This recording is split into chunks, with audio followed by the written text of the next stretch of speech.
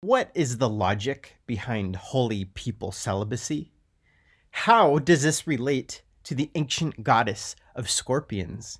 And what does all of this have to do with that pyramid on the back of the dollar bill?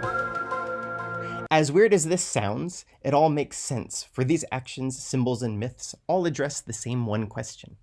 What is life? And how does it work? And what should we do with it? No, really, this one's hard to think about, but it's really worth exploring.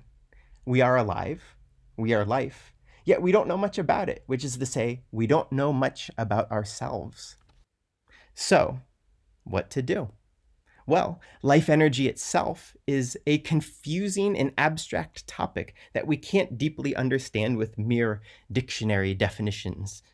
But with metaphors, myths, and symbols, we can start to, through analogy, understand that which is difficult to categorize, and, through analogy, train our loyal pets of mind, body, and emotion to grow ways to think about and perhaps even collaborate with life itself. This is the goal of esoteric philosophy, a sort of mythology psychology that compares various belief systems of all cultures and all ages to try to help people understand what the hell is going on. One piece of literature, famous and loved for its ability to do this, is the 100-year-old book, The Initiates of the Flame by Manly P. Hall.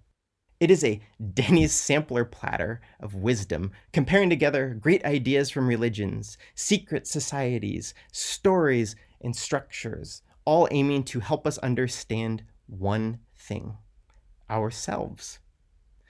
But why the ominous title, The Initiates of the Flame? Ooh, because it, amongst many other things, uses the metaphor of fire in a bajillion different profound ways to help us understand life.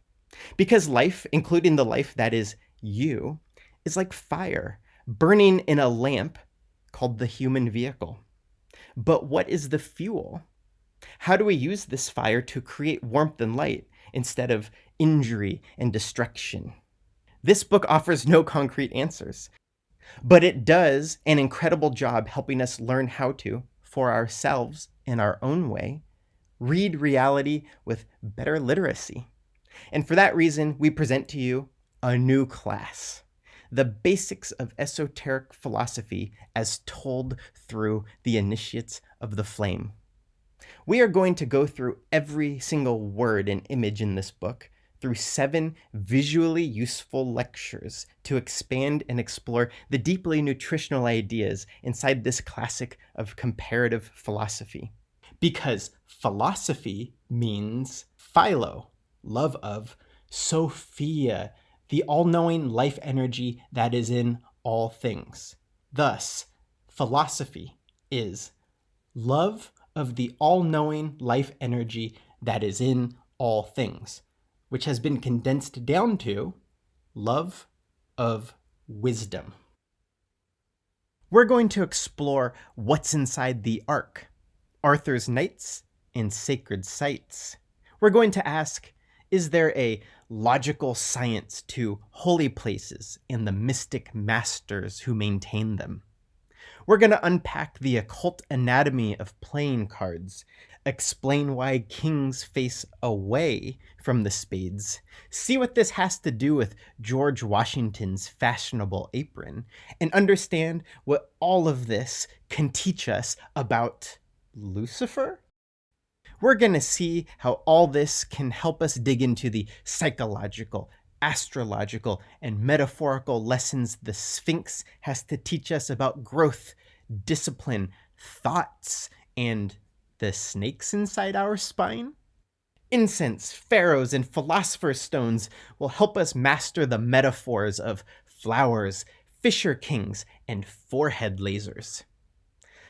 All this crazy sounding stuff is actually deeply profound, exceptionally functional, and, by the end of a little bit of learning, shockingly simple.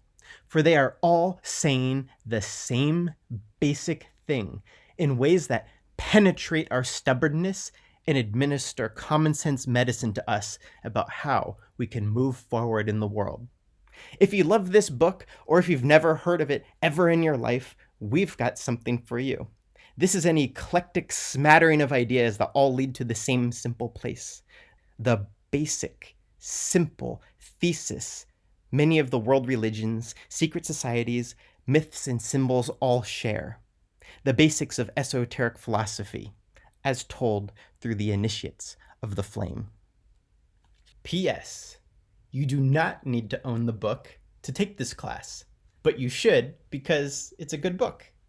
To sign up, click the link in the descriptions below. And to buy the book and see what else is going on at this school, visit www.prs.org.